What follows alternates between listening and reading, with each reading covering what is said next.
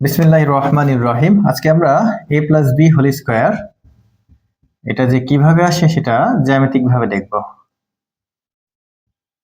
এটা অনেকেই জানে যে a plus B whole square সমান a square plus 2ab plus B square হয়, কিন্তু এটা যে জ্যামিতিক ভাবে প্রমাণ করা যায় সেটা আজকে আমরা দেখব। তো আমরা প্রথমত একটা বর্গক্ষেত্র নেব।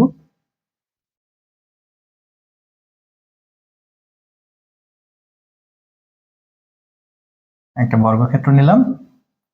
এরপর এখান থেকে আমরা a পরিমাণ এবং এখান থেকে a পরিমাণ কেটে নেব। তার মানে এখান থেকে এটা a আর বাকি অংশটা b, তাহলে এটা a আর বাকি অংশটা b।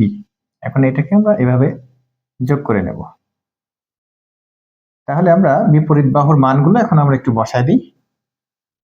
তাহলে এটা হচ্ছে আমাদের বিপরীত বাহু অনুসারে a, এটা a, তাহলে হবে এটা হচ্ছে আমাদের b, এটাও b, এটা হবে a, এটা হবে a, এবং এটা হবে b, এটা হবে b।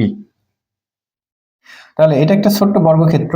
তো এই বর্গক্ষেত্রের ক্ষেত্রফল কি হবে? যেহেতু বাহু সবগুলো a, তার মানে এর ক্ষেত্রফল হবে হচ্ছে আমাদের a স্কোয়ার। এবং এটা একটা আয়তক্ষেত্র। কেন? দুইটা বাহু আছে, একটা আছে a আর একটা আছে b। তাহলে এর ক্ষেত্রফল কি জানি আমরা?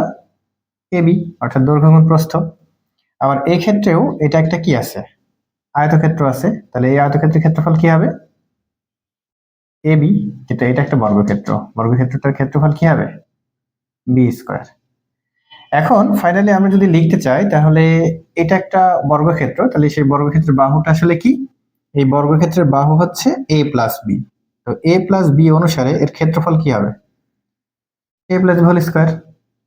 তাহলে এখান থেকে এই টোটাল যে বর্গক্ষেত্রটা আছে তার ক্ষেত্রফল হচ্ছে a প্লাস b তার হোল স্কোয়ার। এখন এই যে ক্ষুদ্র বর্গক্ষেত্র আছে তার ক্ষেত্রফল কি আছে? আমরা a স্কোয়ার। আবার এটা ab, আর এটা ab, এরপরে এটা b স্কোয়ার।